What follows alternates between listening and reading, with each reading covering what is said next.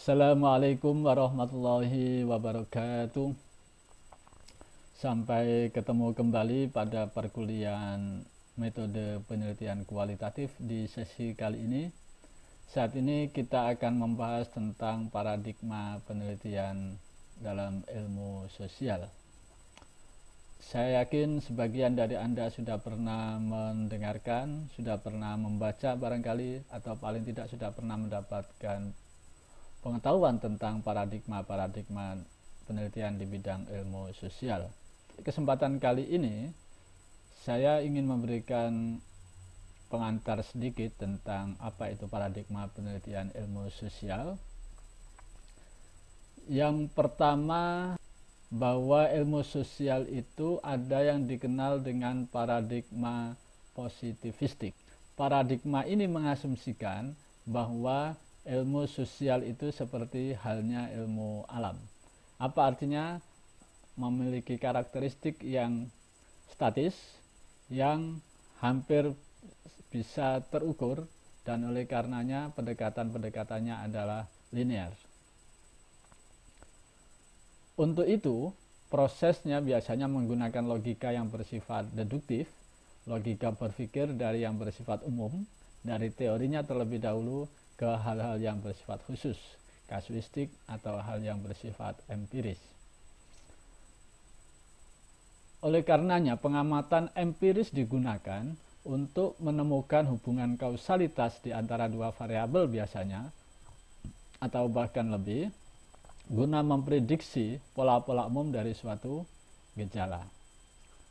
Dalam hal ini, teori biasanya difungsikan sebagai alat untuk menganalisis suatu fenomena, dan proses analisisnya itu biasanya berfungsi untuk membuktikan tentang kebenaran teori tersebut ketika membaca atau ketika digunakan untuk menganalisa suatu fenomena.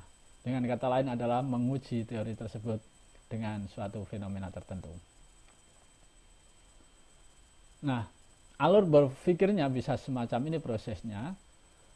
Berangkat dari seperangkat teori, seperangkat konsep di sini, lalu diujikan kepada realitas yang ada yang menjadi objek penelitian tersebut. Maka pilihannya kemudian sebenarnya adalah mengkonfirmasi akan teori tersebut, yang jika hasil uji teorinya itu adalah membenarkan akan teori yang sudah dimilikinya. Jadi mengkonfirmasi atau menjustifikasi atas teori yang sudah ada. Kemungkinan yang kedua adalah menolak atau bahwa teori sebelumnya itu tidak sesuai dengan realitas yang sedang diujikan tersebut. Tetapi prosesnya yang harus difahami di sini adalah prosesnya berangkat dari logika deduktif. Logika berangkat dari konsep yang bersifat umum, dari teori terlebih dahulu, yang kemudian itu digunakan untuk membaca fenomena, digunakan untuk menganalisis suatu fakta atau realitas di masyarakat. Itu yang namanya positivistik. Paradigma yang kedua yang sering dikenal dengan paradigma konstruktivisme atau interpretatisme. Paradigma ini meyakini bahwa setiap fenomena di masyarakat itu memiliki makna tersendiri, yang oleh karena itu diperlukan suatu kerangka analisis sistematis melalui pengamatan atas tindakan individu-individu itu untuk memberi makna atas fenomena yang ada. Dengan kata lain, konsep ini, paradigma konstruktivisme ini, tidak terlalu terpengaruh oleh teori-teori yang sebelumnya, atau dalam kata lain tidak perlu memaksakan teori-teori sebelumnya untuk melihat atau menganalisa fenomena yang ada yang sedang dikaji. Makanya alur kerja paradigma interpretatif ini lebih banyak bermula dari fenomena, dari gejala di masyarakat, dan kemudian gejala ini dilakukan analisis secara mendalam. Proses analisisnya ini nanti akan memunculkan satu interpretasi atau penafsiran terhadap fenomena tersebut. fenomena ini kemudian yang sudah diinterpretasikan ini akan menghasilkan satu konsep baru, satu konsep, suatu teori yang bisa jadi teori ini kemudian sama atau paralel dengan teori-teori yang sudah ada atau bahkan bertolak belakang sama sekali.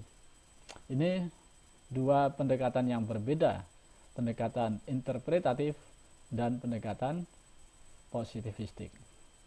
Nah, dua paradigma ini kemudian berkonsekuensi pada pilihan metodologi yang berbeda. Interpretatif lebih banyak digunakan untuk pendekatan yang bersifat kualitatif, sementara positivistik lebih banyak digunakan untuk model penelitian yang bersifat kuantitatif. Nah, untuk membedakan lebih jauh, kita bisa melihat dari kerangka ini. Kita menggunakan sejumlah asumsi untuk membedakan antara pendekatan kuantitatif dan kualitatif. Yang pertama, misalnya kita berangkat dari satu asumsi ontologis, hakikatnya. Pertanyaan yang kemudian muncul adalah apa realitas alamiah dari kuantitatif maupun kualitatif. Realitas alamiahnya dalam sudut pandang kuantitatif itu sering dianggap sebagai objektif, sementara kualitatif sering disebut subjektif. Karena setiap individu punya perspektif sendiri-sendiri dan kemudian mereka masing-masing punya pendapat sendiri-sendiri juga. Lalu dari aspek metodologinya, dari aspek prosesnya, aspek epistemologi di sini. Apa hubungannya antara peneliti dengan objek yang diteliti? Di dalam sudut pandang kuantitatif, hubungan antara peneliti dan objek yang diteliti itu bisa bersifat independen. Jadi artinya bebas dari intervensi peneliti. Kenapa? Karena peneliti dalam proses penelitian kuantitatif itu bisa menjaga jarak, bisa hanya misalnya menyebar angket, menyebar kuesioner, peneliti tidak tahu siapa pengisinya dan kemudian tidak mengharuskan adanya interaksi tertentu. Berbeda dengan kualitatif yang biasanya prosesnya menggunakan pendekatan yang biasanya menuntut antara peneliti dan yang diteliti itu berinteraksi. Misalnya interview atau misalnya observasi atau bahkan FGD, yang itu semua adalah prosesnya mensyaratkan adanya proses interaksi. Yang berikutnya kita bisa melihat dari aspek aksiologisnya. Apa aspek manfaatnya? Kita ambil misalnya contoh pertanyaannya, apa aturan nilai?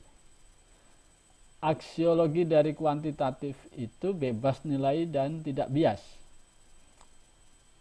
Karena apa? Karena yaitu tadi, mereka memberikan respon secara independen. Peneliti tidak perlu membangun interpretasi baru terhadap apa yang disampaikan oleh yang menjadi objek penelitiannya.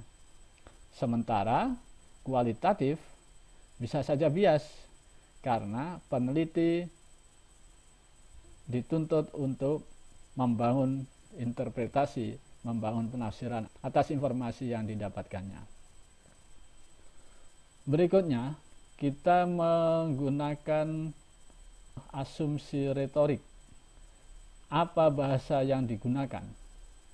Biasanya kalau kuantitatif, bahasa yang digunakan itu bersifat formal, berdasarkan pada definisi, impersonal voice, atau penggunaannya yang bersifat kuantitatif. Kata-kata kalimat yang digunakan sangat terukur.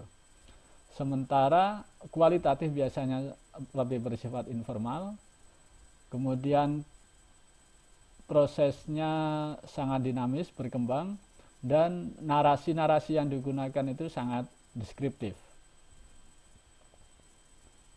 Oke, langkah selanjutnya untuk kita bisa membedakan antara kuantitatif dan kualitatif, secara metodologi, bagaimana proses penelitiannya? Secara metodologi, proses penelitian kuantitatif itu bersifat deduktif. Seperti yang di awal tadi saya sampaikan, membangun kerangka berpikir dari konsep umum terlebih dahulu untuk kemudian mengerucut pada kasus per kasus yang kita teliti. Sementara kualitatif lebih bersifat induktif, dipengaruhi oleh banyak faktor, desainnya bersifat fleksibel, identifikasi mengikuti proses, dan kemudian ini yang peneliti dituntut untuk membangun makna dari kasus per kasus yang dijadikan sebagai objek penelitiannya. Saya kira ini beberapa hal mendasar untuk diketahui mengawali mata kuliah metode penelitian kualitatif. Pada sesi berikutnya nanti kita akan banyak berbicara tentang bagaimana proses kerja penelitian kualitatif itu sendiri. Dan ini paling tidak memberikan kerangka kita supaya bisa lebih mudah memahaminya. Terima kasih. Assalamualaikum warahmatullahi wabarakatuh.